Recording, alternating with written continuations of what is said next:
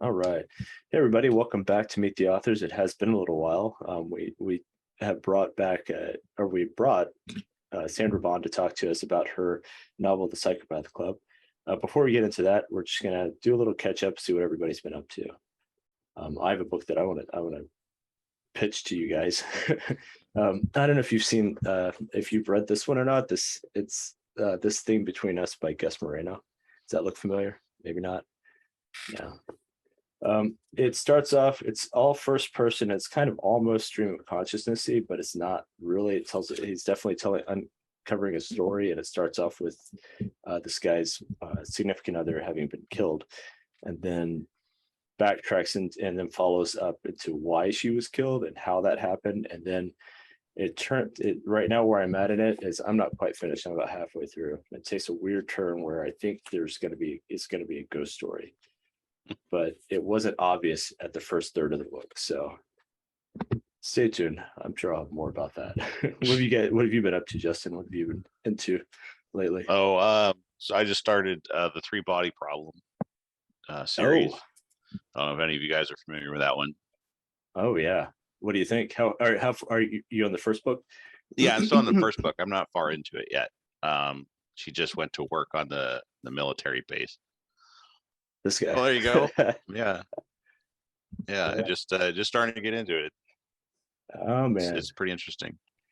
It was like I was reading like about the Cultural Revolution, like in the beginning of it. And I was like, oh man, that's crazy.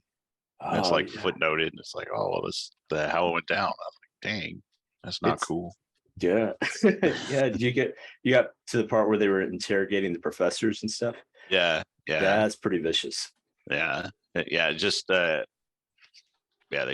I'm only a few chapters in, but so far it's really good. Cool. Have you made it through all three of them, Chuck? No, I made it through the first one and I really, really liked it. The Okay. second one I started reading and the perspective is completely shifted. It's Oh, a different point of view of.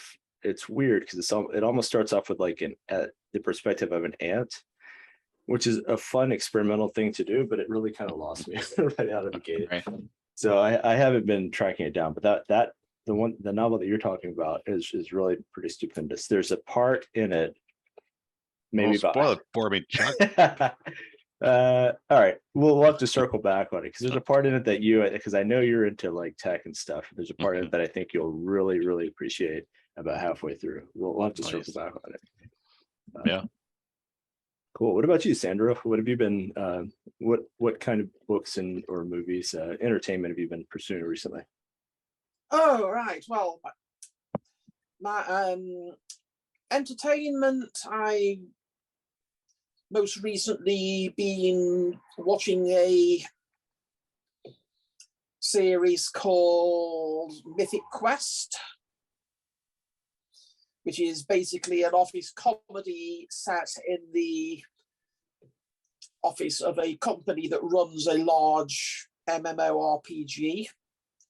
It's, I thought it was, well done and, amusing.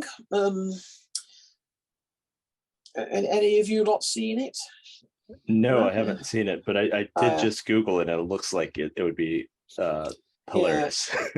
Yeah, they have a rather washed up old science fiction writer who they've brought on board as their, sort of story advisor. And, without wishing to be too bitchy, I've known a couple of authors like that, I've at conventions and things. Yeah. But the book I'm reading at the moment is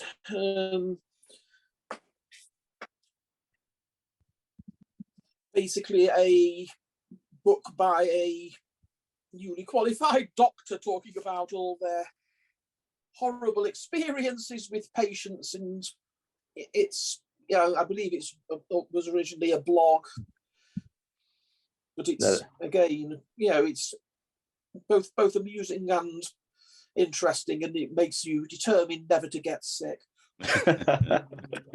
That's interesting. Yeah, that reminds me of Waiters, that movie that came out not too long ago, like a few years back.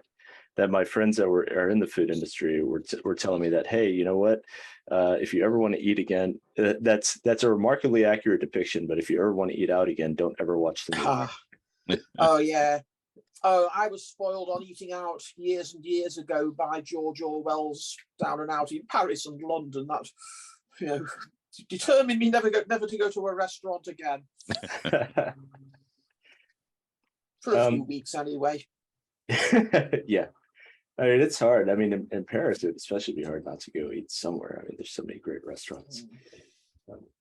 There's the Mythic Quest reminds me of another book called The Black Table by Anamati Pennanen, who was actually a special forces guy, and from I'm going to get it wrong, so I'm not going to guess the country, but it's about these gamers that are going to a convention, and then at the convention they discover that there's this artifact that allows teleportation, and like, you know, it's a sci-fi geek's like dream to have a quest to go save the world.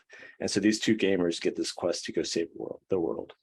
So I've read I've started it, but it's one of those books that I haven't finished. I've got about 1,000 of those, so, but I thought that was interesting. Cool. All right, well, let's talk more about you, Sandra. So Well, doesn't Dale want to go and tell us what he's reading? Where's Dale at? Forgot all about Mr. If you want Dale. me to, I'm just the audience today. So. No, you're spot on. What do you got, Dale? This has been, I think, Chuck, you probably know that this has been a very difficult year for me. I probably mentioned it. Nobody else does, and I don't want to depress anybody, but I will just say that it took me months to read one book. It's called A World on the Wing. It's the Global Odyssey of Migratory Birds or something like that. And I can't remember the author's name, but he's a well-known nature and science writer and bird researcher. There is some fascinating stuff in there that you never knew about birds, that nobody knew, because it's only been since GPS and miniaturized tracking devices that a lot of this stuff has been discovered. But it's just amazing what is going on up over our heads that we just never knew about, and how the degradation of the environment and climate change is affecting all of that. It's an excellent book. I highly recommend it if you're into nature writing and that kind of thing. I did finish that finally, and then I moved on to a couple of books that my late wife got for me. Well, one book that my late wife got for me is Everest, the Unclimbed Ridge. And that's an older book on Everest from dating back to, I think, the 80s. I forget exactly, but it's one I haven't read. Everest has been an interest of mine ever since my dad made me read a book about it a long time ago when I was in junior high school, I think. I'm also reading one of my dad's books. He had a collection of science fiction books that was on his bookshelf for decades, and I kept looking at them and I never read them. And when he passed away, I took them all and brought them home.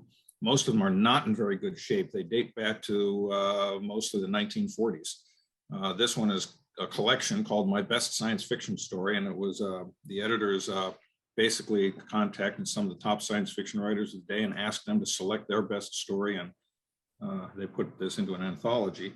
It's got some names you'll recognize, like Asimov, Robert Bloch, and so on, but then there's also some other names that I've never heard of before. So I just started that and only have read the first two stories. So far, it is a very good collection in spite of its age. I'm hoping to learn some stuff from it about writing science fiction, because you know, these are some of the top writers of their day picking the stories they thought were the best. So that's what I've been reading. Cool. Very slowly. That's all right. That sounds awesome.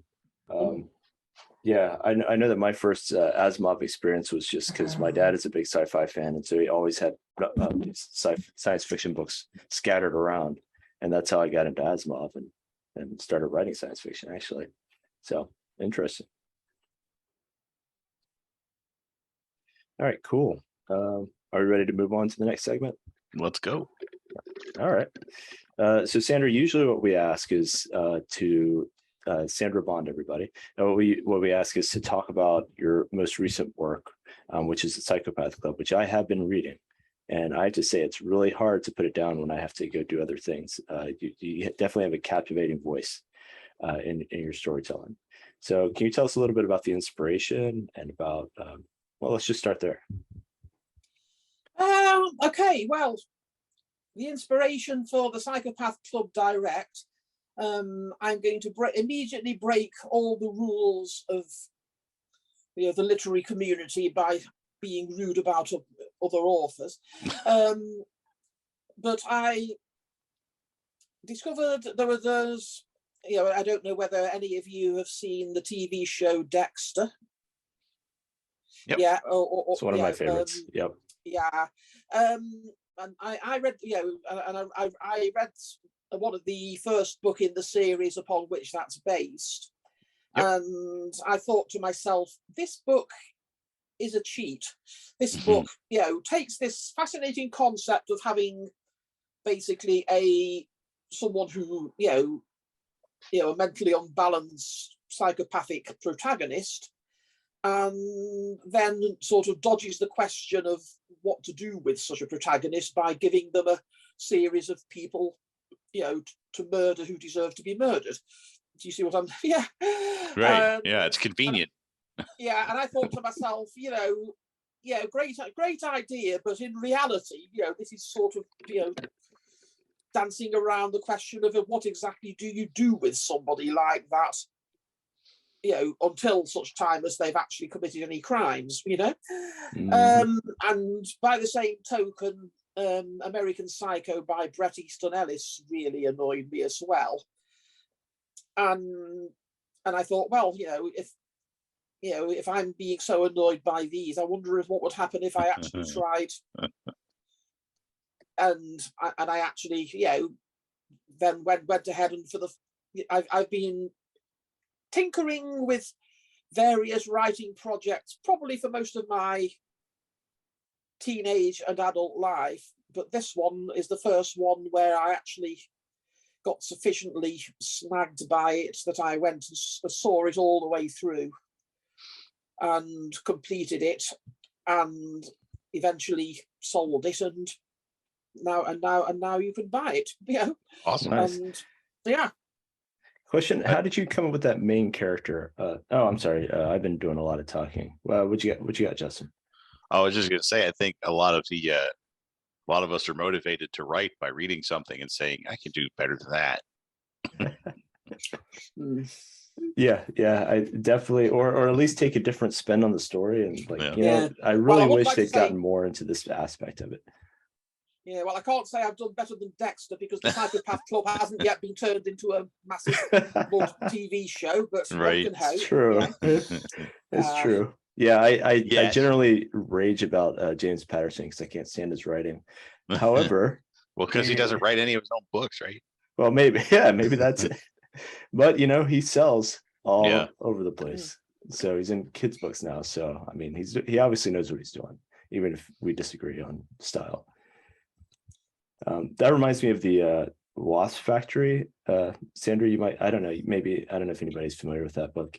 It was published in 1984 time period. It follows a pretty deranged kid who's got a weirdly structured perspective of how to he's definitely like a sociopath, psychopath type, and how to not integrate with society, but how to focus his energy so he's not a destructive force to himself, which is an interesting problem and something that I think that you kind of get into. Sandra, do you want to talk about how your character relates to the wider society that he's in? Yeah, well, it's very funny that you should mention the Wasp Factory because obviously I'd read the book. I wasn't consciously trying to plow the same furrow when I was writing the Psychopath Club, but then somebody on another podcast actually overtly compared the two, and even went so far as to say that he preferred my take on it, which was as a consequence of which I put the quote on the back of my business card. Awesome. So you're not the only one to spot the parallel. We didn't plan this. Yeah. But yeah, as I say, to me, if somebody is going to be at that level of discontent with their, everything around them, then it suggests that they've got something that runs very deep inside their psyche that alienates them and makes them feel a part of society. And to an extent, this is something that I can relate to.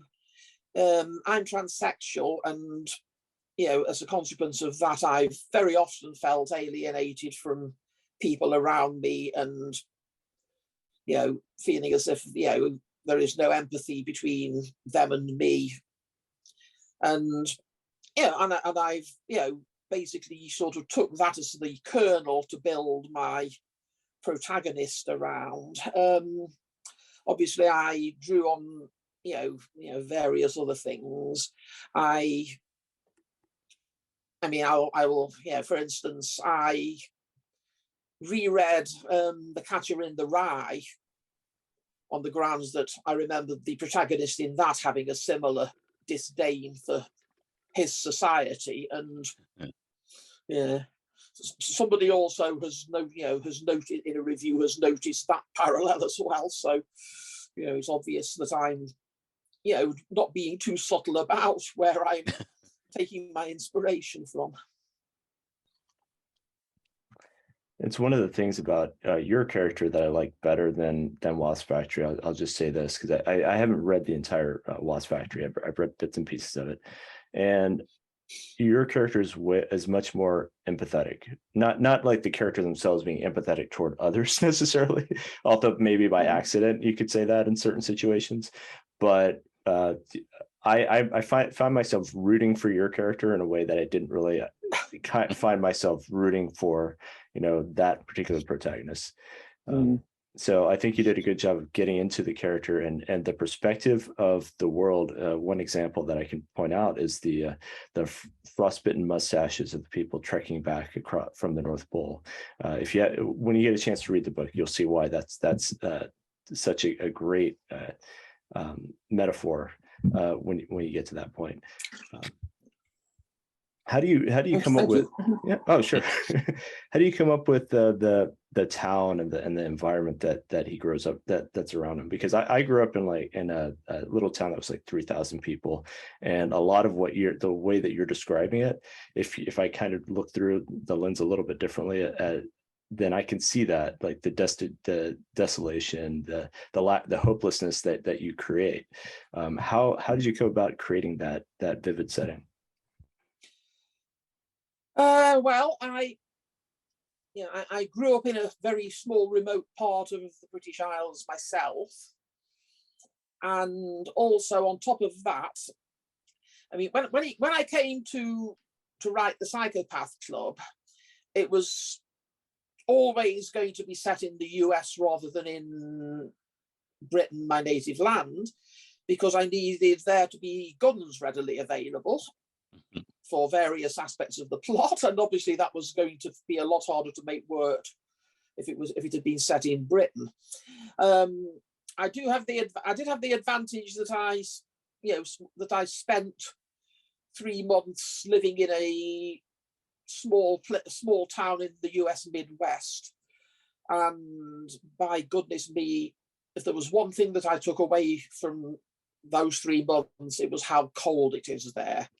If you read the whole of the Psychopath Club, you will find that the cold temperature just runs through the entire book, all the way through to the end. Yeah, and yeah, I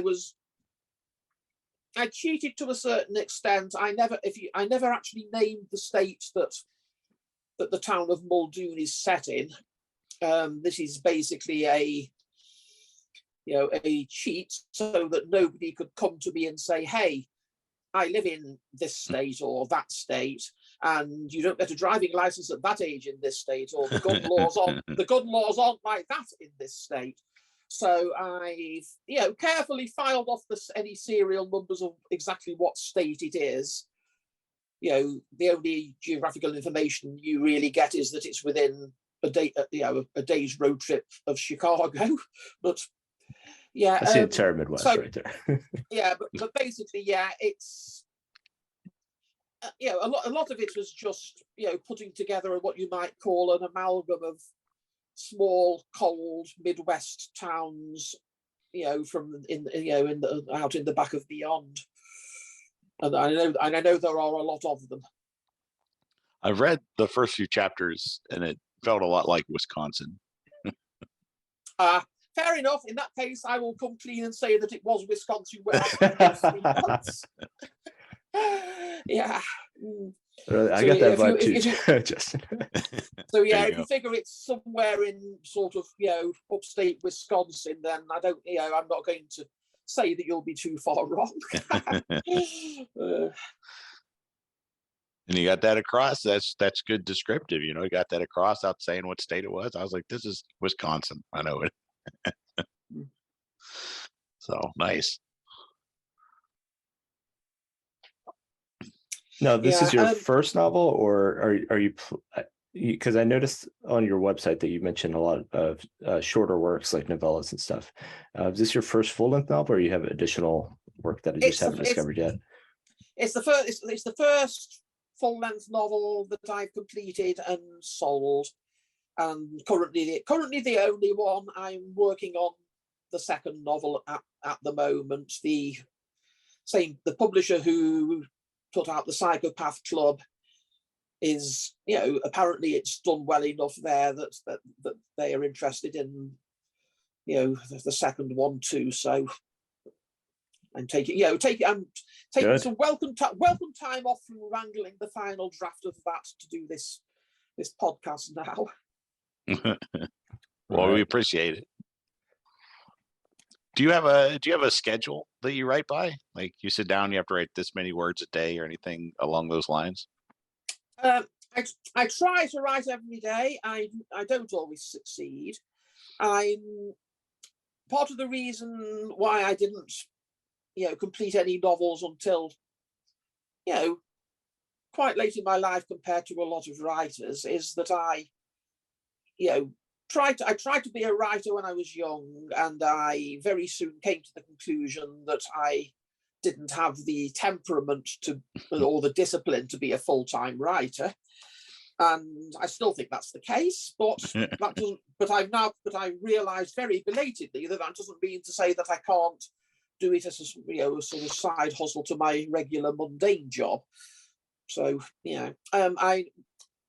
what I tend to do is try to write before I go to bed every night, on the grounds that means I've had the whole day to think about what I'm going to do. I can, if I get myself on a roll, I can, go on for, a bit longer, or I can go to bed earlier if I'm, not feeling it, and I'm less likely to be interrupted by any extraneous factors. That's So, key. yeah. But having a writing routine, I've found, is an immense help to writing productivity. If you can get yourself into the habit of writing every day at a given time, there is no substitute for that I've found to actually get your word count piling up. I know. I need like a writing drill instructor to be like, go write. Yeah, I mean, I don't like to be prescriptive, but because if whatever way people do it, if it works for them, it works. But I am the sort of person who does benefit from building routines. Yeah. Does editing? So if you're editing, do that take your writing slot, or do you Mostly, just add on to your day? Yeah, I don't enjoy editing anywhere near, or rewriting anywhere near as much as I do first drafting, but that's again is one of those things where you have to impose discipline on yourself. Yeah, I mean, what I find, or what I tend to find, is that on a novel length project, most of the rewriting tends to come at the start. Because in my writing, there comes a point in in a longer piece where the characters have become rounded enough that they start making their own decisions. So a lot of the time, at least. And when that time comes, that's when it starts to become, just, comparatively easy. You can just basically start banging out the words because, they're, you know exactly what they're doing. It's just a question of putting it down. And, I'm no longer sitting, chewing my nails and trying to decide what way to go. Yeah. But it usually takes, about a quarter of the first draft of the novel before I get to that point, and that means that the first 25% is the part that takes about 75% of the rewriting. I mean, the beginning of the Psychopath Club, for instance, was went through about half a dozen different drafts, whereas some of the later parts, only needed one rewrite. How long did it take you to write the book? Okay, I started working on it in around 2008 in a very casual way. Then it took off when I really sort of got my teeth into it in 2014, and it was finally, I got it to a point where I thought it was, as good as it was going to get, and started trying to sell it in 2016.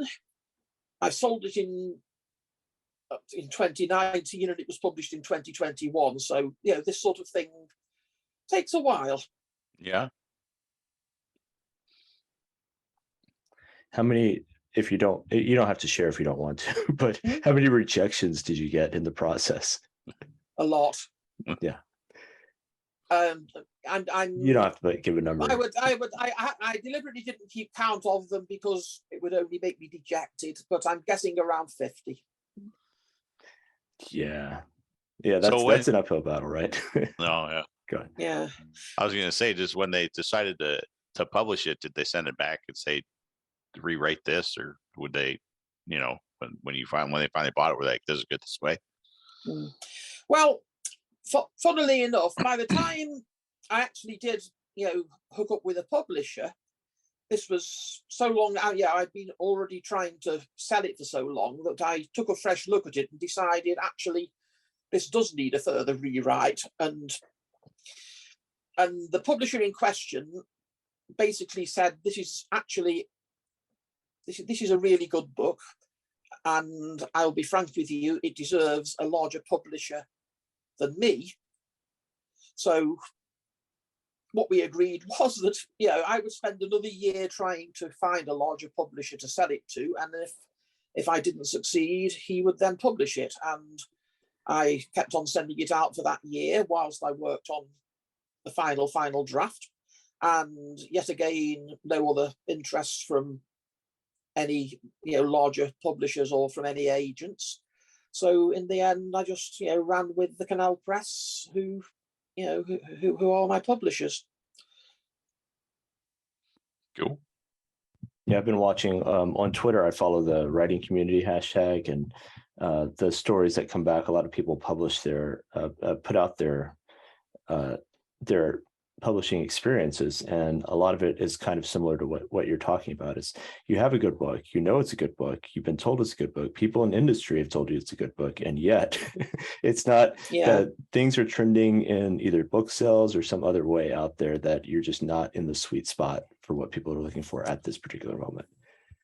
Yeah, well, I got told on multiple occasions that the Psychopath Club had too much fantasy in it to be sold as mainstream, but not enough to be sold as an outright fantasy. That's just weird for me. Yeah. And yet at the same time, I've heard a lot in the last few years about how cross-genre was trending, but I've never seen any signs of that when it came to trying to sell my manuscript.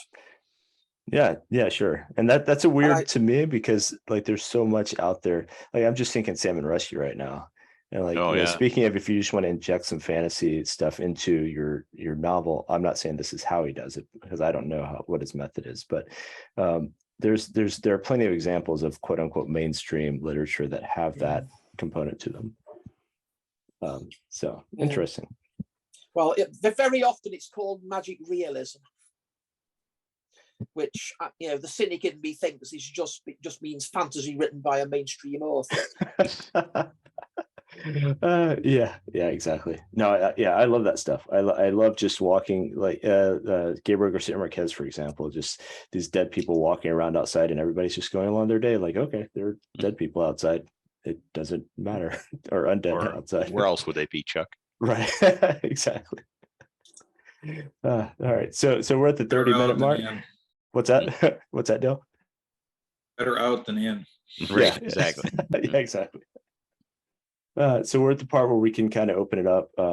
Thanks, Sandra. I don't think we plugged the name of your book quite enough. The Psychopath Club, and it's a great read. The character is somebody that you're rooting for, even though at some points you're kind of like, I don't really want to be rooting for this guy, but I really do hope he gets what he wants, which is a weird place to be. Yeah, I did wonder on multiple occasions how ethical it was to try and write a psychopathic protagonist who actually gets the reader to empathize with them, but well, right or wrong, it happens. So. Sandra, do you have any like conventions or signings or anything coming up? Not at the moment. No, I expect to be at the NovaCon in England in November, and probably next year's EasterCon in England. I obviously don't get to go to American conventions because I'm not only don't I have the money to splash around on them, but with the political situation over there and some of the backlash regarding the queer community and the trans community, I don't honestly feel as if I really fancy going to any, certainly, the settings of the Psychopath Club. I don't think I'd feel comfortable being in, right. Whereas as opposed to how things were even 10 years ago. But conventions are great, and I would love to go to more of them. But again, it's something else that takes you away from writing. On the other hand, there's that. Yep. Yeah. Chuck, is that what's that behind you? Is that your book cover on your other shoulder? Over here? Yeah. Oh yeah. That's my poster. I've been going to here. I'll bring a little poster. Whoa. Don't fall.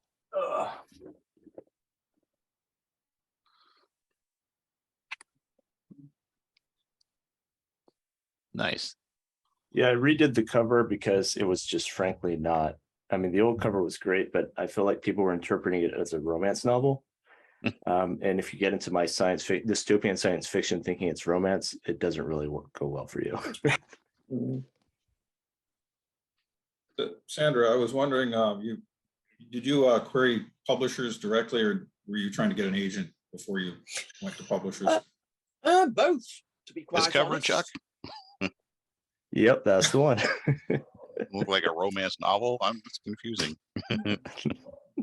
Yeah, I was working my way through little lists of agents and publishers, sending out half a dozen of queries at a time. I will say that if there is one piece of the writing process that I hate above all else, it is trying to come up with a synopsis. But there you go. That's one of those necessary evils, I guess. I think it's universally discouraged. I hate that. It's like all of that good fancy writing you did for 300 pages. All right, condense that down into a page and a half. Yeah, but no, I would send out multiple, submissions, as I say, in little blocks of 5 or 6 at one time. I even went to a couple of face-to-face pitch meetings. At the time this was happening, I was living in London, and my local writing group was a very, very good one, which would sometimes have agents come and speak to us and take pitches from the group. And obviously every time an agent came, I would pitch the Psychopath Club, and some of them would be nicer about it than others, but none of them would take me on. I was actually thinking of asking what the town was that you lived in, not necessarily where you set the book, because I'm actually a Midwesterner myself. I was born in Toledo, Ohio, and spent many years in the Chicago suburbs. So All when you right. speak of cold, I have experienced that directly. Yeah. Well, at the time I wrote the book, I was living in London. Earlier this year, I moved out of London on basically the lockdown and various other factors conspired to make it not really feasible for me to live there any longer. And I'm now living in a small town in Staffordshire in the English Midlands. But yeah, if you're thinking if you're a Midwesterner yourself, Dale, then you could probably imagine the Psychopath Club setting as being somewhere, I don't know, Rhinelander, Wisconsin, or that sort of vicinity. Yeah. Wisconsin was a little bit out of my normal range. I worked at a Boy Scout camp up in Oxford, Wisconsin, which is, I'm sure, a place everybody's heard of. But It's on my bucket the list. Chicago winters, my wife and I met at Northwestern University, and it happened to be, like, at that time, it happened to have been the coldest winter on record, and we were out walking in wind chill of -67 and didn't realize it until later. Nice. Oh yeah, no. A Wisconsin winter is the only time I have ever experienced temperatures so cold that the snot froze inside my nose. Pardon the language here. But yes, there is a section in the middle of the Psychopath Club where they all take a day trip to Chicago, and a certain very famous painting in a certain Chicago gallery gets vandalized. Yeah. Dale, you've got a book coming out this month, right? 2 days, I think. I do, in 2 days. Oh, wow. Congratulations. I'm actually going to be, for those who are watching, I'm actually going to be on the September show. So I wasn't going to talk a whole lot about myself. I wanted to let Sandra do that. But since you asked, A Day for Bones, Howard County Mystery #4, is being released tomorrow, Monday, 29th. It is available for pre-order now on all your favorite booksellers in both ebook and paperback. This particular novel is, I'm spending a lot of money on promotion on this, and by a lot, I mean in the vicinity of $600, which is a lot for many authors who say, I want all the free promotion I can get. I felt it was worth it because, number one, it's the 4th novel in the series. And number two, the early reviews are like universally 5-star. So I'm very pleased by that. I'm sure that out there in the woodpile somewhere, there's somebody lurking just waiting to give it a 1-star. But I'm actually very happy with this novel, and the people who have read it have told me it's my best one so far. So that makes me feel good and makes me think it's probably worth spending some money getting the word out about it. Good work. And I'll tell you more about it next month on the program. So come back next month. Yeah. Dell's gonna be back next month talking about that. I'm gonna take a look. I think that's it's in some of my old stomping grounds, actually. Maryland, DC, Northern Virginia, that area is where this takes place. So I'm looking forward to like reminiscing as things get washed away in the flood. So great. Yeah, it starts with a flood in Ellicott City, and anybody who knows anything about Ellicott City knows that it gets flooded. Yep. And that was actually the inspiration for the book. Was I can't remember the year. It was somewhere in the 2013 to 2016 range. I think they suffered a catastrophic flood, and then just a few years later, after I was working on the book, another one. There's an art gallery that figures in the initial scenes. It's called the Horse Spirits Art Gallery, which was actually a real art gallery in Ellicott City. They no longer are there. They moved out because of being hit by the floods so many times. I have to send them a book, I think. I think so. Yeah. I'll be interested to see how your publicity drive goes. This is definitely, yeah. Well, we should definitely talk more about that on the show to see if you see any results, and if you're getting a bump from that, from the work you put in, and like if you consider it as a worthwhile investment of time, money. I mean, right now, I'm in the middle of the cycle. What I actually did was I dropped the prices on every book in the series. 99 cents for the first one, $1.99 for the second. These are the ebook prices. and $2.99 for the new one. Normally they're more expensive than that, and I'm intending to keep the new one at $4.99 as the regular price. But I've done a weekly promo for each book in the series through the month of August. So the first 3 books, which are the novels already published, are out there. And so far, I've made back enough money to pay for the first of the 3 promos. But the other 2, I mean, that's money out of my pocket. Now, those are not the more expensive ones. The more expensive one is going to be the Dave for Bones book launch, which actually gets me 4 different promos plus through written word media is who I went through, and they do Oregon Booksy and Free Booksy. And I also went through Authors XP to do a series promo for the whole series after the release. So 3 promos are done, 5 more have to run, and the bulk of the money that I spent was on the 5 that are yet to be run. So the first 3 did not pay for themselves. They never do. But the one thing is they do get a fair number of sales, and generally you will see when you've got a series that you put 1 book on sale, you'll get sales for the other books as well. Well, I guess that's the thing about writing in a series, which is why they always tell you to do that. Right. I've been told that you start making money as an indie author when you've got 25 titles out. This is my 7th, so I have a little ways to go. Yeah, maybe I'll make money before I'm dead. I don't know. Just keep writing. I've heard that 50 to 100, not to burst your bubble, but I've heard different things. But it doesn't matter. I mean, if we were in this to make money, none of us would do it, right? So that's cool. Yeah, I've got a book that's being considered by Scarsdale Publishing right now. I've heard that process with once you get your book, quote unquote, into consideration by that's a literary agent group, or actually that's the publisher. So once you get your book in front of a publisher, it can still take like multiple years before they actually get around to taking that next step.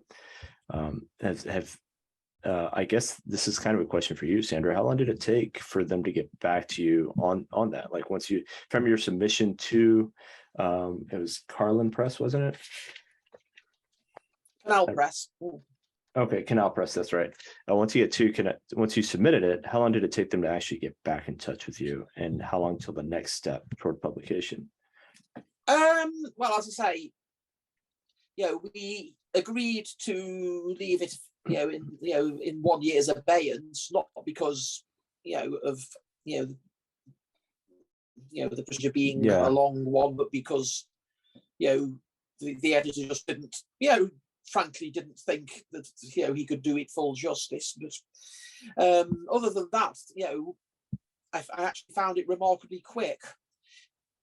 And after I submitted the final draft, the editor and the designer and sort of evidently got to work, and I think it was only about 3 months from that point.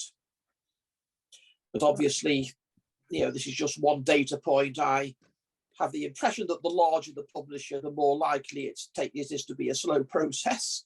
Right. Yeah. I get that impression too a lot. All right. I do have another question, but it's completely has nothing to do with writing. I'm curious. I want to get other people's feedback on this because I just watched a movie not too long ago. I was doing a lot of traveling on the airline. I saw they had Eternals, and I hadn't seen it before, and I've been putting off seeing it because of all the big names in it. But I watched it on the trip flying to Paris. Side story, won't get into that. But it was a fascinating movie. I was blown away by the performance. They weren't competing for screen time. It felt like a lot of the big names were like kind of pushed back and not even taking front and center. And I thought that the subject matter was pretty complex for a superhero movie. Have any of you guys seen Eternals yet, or do you have plans to, or is it just not your thing? I've seen it. I was super blown away by it. If you're into like the Titans kind of mythology, like they kind of bring out there, a good show to watch is actually Final Space, because they do the space Titans kind of like they do with Eternals. They have the Celestials or whatever they're called. that are like these space titans. But you know, the space titan like mythos is like old school, you know, Lovecraftian kind of stuff. But yeah, I saw it. It was okay. I wasn't blown away by it, but it was my first exposure to that kind of melding of like the mythology with like the space, the creation of universes and stuff, which is, it's all there in the mythology, but you never really, or at least I didn't really consider that aspect of it. And these, so I haven't seen that one yet. I've seen it on my streaming menu, but I haven't seen it yet.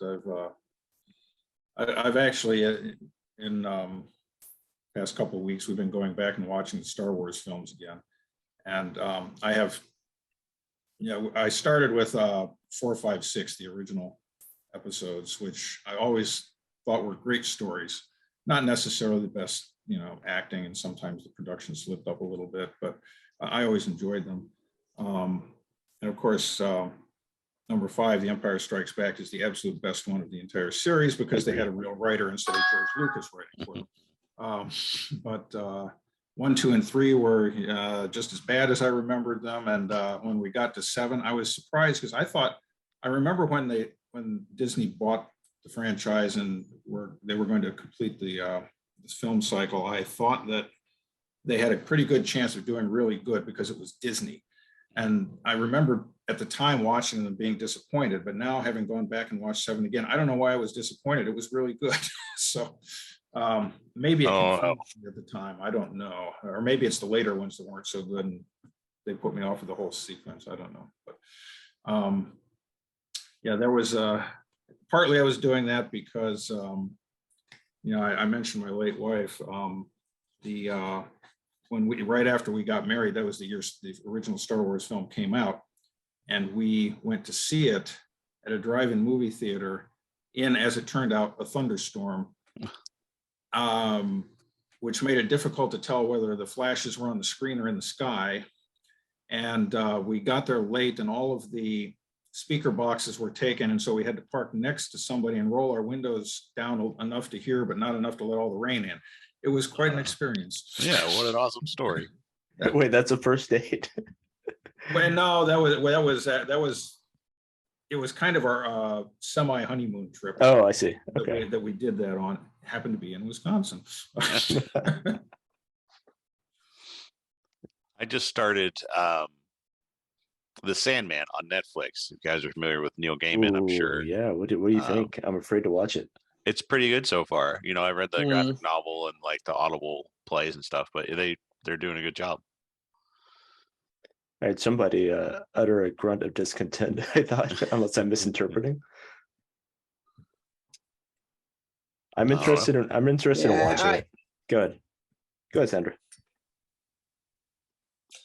I was just going to say that I haven't seen that yet, but of recent shows, it's received some more varied reviews for right across the spectrum of adoration to outright hatred than almost anything else I can remember. Very polarizing. I'll be curious to when I actually do get around to it. That is interesting. I mean, I think about like the Sandman and the series, and it's easy to see how if you weren't exposed, if you're not already a fan, and you're exposed for the first time and you think a certain way, it could definitely offend a lot of people. It's easy to see that.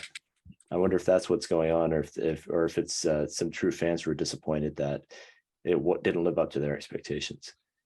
So far I like it. And like I said, I've read the graphic novel and everything. I've read everything Neil Gaiman's ever written. I think it's good. As a matter of fact, I'm going through Neil Gaiman's Masterclass. Ooh.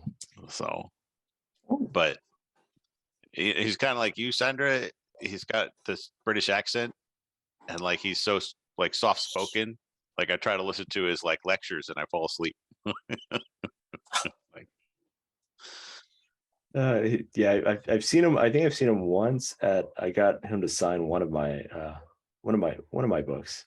Yeah. That was a good experience. That was one of my comic books. I collected via Death, The High Cost of Living, that series. So that was a lot of fun. Nice. Where did you see him at? I saw him in Virginia, actually, at one of the. There's an amphitheater. I don't remember the name of the amphitheater that he was at. There was it wasn't just him. He's great, but I don't think he can fill an entire amphitheater by himself. so there were a bunch of other well-known authors there, and it was a fantastic experience. Awesome. Actually, no, it wasn't. It was by the there's a kind of a set. It looked like an amphitheater, but it was a corralled area on the National Mall. So it was in DC, actually. Gotcha. I felt the same way. I also felt apprehensive about Good Omens. Did you see the series for that one? I haven't seen the TV show. Yeah, if you get a chance, watch it. That collaborate. Oh well, if you like have you read the book, the collaborative? Yeah. Okay.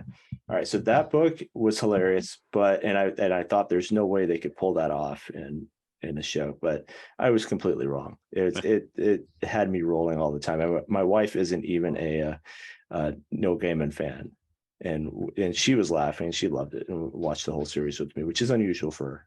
It's definitely not her genre. All right.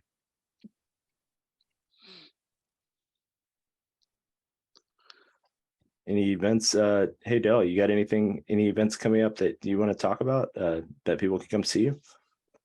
Well, not entirely. I am only slowly getting back into the world at this point. I am going to be on Helen's show in October. Fiction Fix. Fiction Fix. Yeah, I'm going to be on that in October. I'm going to be here at the end of September. Also in October, the Maryland Writers Association convention is happening. I forget the exact date. It's somewhere around the 11th and 12th. It's a Friday, Saturday, Sunday thing. That's mostly writers. It's not going to be like readers coming to meet authors. It's writers getting together for a conference. I'm not speaking or presenting, but I will be doing a pitch for a forthcoming science fiction novel to an agent there. Not that I think I'm going to get an agent, it's mostly I want to practice. Because I've sent many queries to agents over the years. At one point I came very close to getting an agent, but I never have, and I've never actually talked in person to an agent. So this is kind of a new experience for me. And I'll tell you more about that novel next month. I won't take up time here. Other than that, I'm trying to get on Diabolic Shrimp. You know Diabolic Shrimp?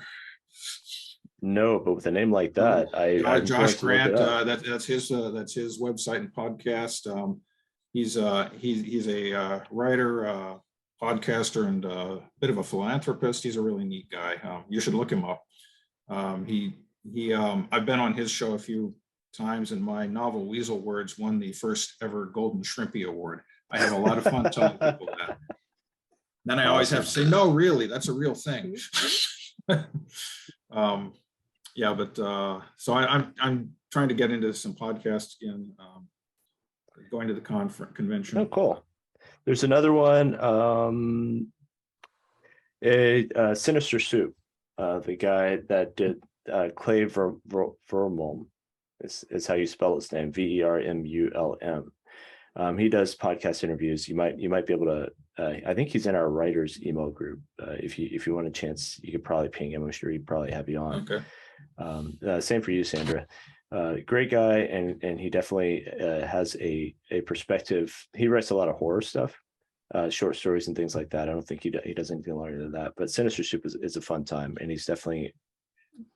You'll see. I encourage you to reach out to him. I'm trying to think if there's any other ones that. Thank you. Yeah, sure. What else? If we're plugging literary podcasts, I'd like Sure. I could mention there's one called Fantasy Book Swap, which is is usually good value, so to speak. That's basically where where you get the host will talk about one of the guest book, and the guest will talk about one of their favorite books. Oh, cool. Yeah, that sounds interesting. Yeah. I'll have to try that out. Fantasy Book Swap and Diabolic Shrimp. Do some sort of collaboration with those guys, or those folks. Hey, Justin, I'll be up your way next weekend. There's Oh, yeah? there's the Blackberry Festival. I say up your way, like it's anywhere close. It's anywhere close to where you're at. I don't know. Well, I'm in But Auburn, yeah. so it's Oh, not far. yeah. What's So that? that's they sell Blackberries and Oh, I see. Well, not like there- not like the devices. right. It's basically like a big kind of open air market type thing.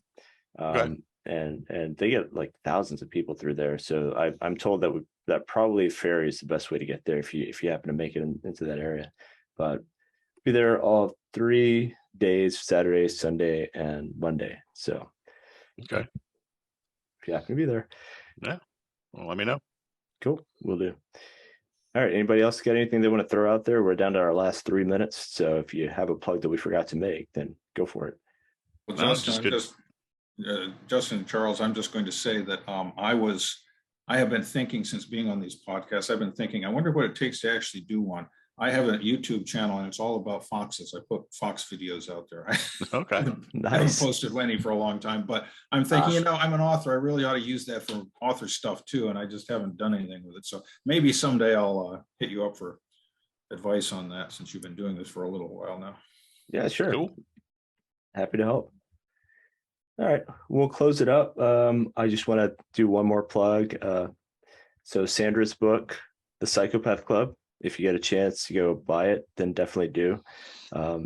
It's fascinating. It starts off running with the first chapter. Yeah, you're not going to get bored. You'll have a hard time putting it down. It's a great read. So Justin, you got anything? Oh, that's it. I got nothing. All right, well, thanks Sandra, and thanks Dale for joining us today. I'll go ahead and Thanks, close guys. it up. Thank you for inviting me. Of course. Absolutely. All right, happy writing, folks. We'll see you. Happy writing. Bye.